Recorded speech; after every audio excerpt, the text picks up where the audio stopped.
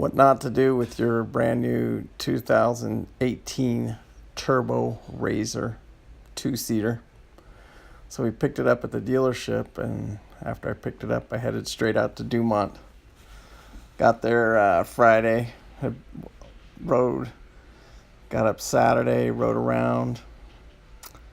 Then we got up Sunday, and Bev was cooking breakfast, and I decided to go for one last ride before I put it in the trailer. When I went over to the big bowl, I decided, hey, I want to try going straight up it because I've never had that kind of power before, and then just kind of tuck my nose up on top there and then fall down into the bowl. Well, upon doing that, I can just remember looking down and saying, oh no. And I looked at my speedometer and I was going way too fast, and I hit the top of that thing. And one of the big mistakes I believe I made is I hit the brakes. And when I hit the brakes, my front end landed, and then I just went head over head over head. We rolled 3 times, head over head. The good thing is I invested in the 6-point harnesses from at the dealership. I never drove it out. That was a joke. The stock seatbelts were just an absolute joke. Just that one little belt that went around you. Having those 6-part harnesses on saved me. I was bruised up pretty good, but they worked well, and I love those belts so that they're comfortable to ride in. They adjusted easy, and it's one of the things that I miss about my RZR. The Can-Ams don't have the 6-point; they only have the 4-point, which is what I ride with now. But as you can see from the pictures, it totaled the bike. When we got it back, we originally thought we could just replace the front end and some parts on it, but when the dealership got it back here in St. George, they determined that the frame was bent.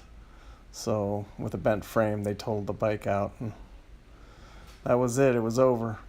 3 days I totaled it out. Once I totaled the bike, I walked back to the fifth wheel, and we called Progressive, and they sent a crew out on, it was actually a couple days later, it was on Tuesday. These guys came out and recovered the RZR. And, this was an unfortunate accident, and something I learned from. And this accident cost me close to $10,000, and it was no fun dealing with it. Don't recommend it to anybody.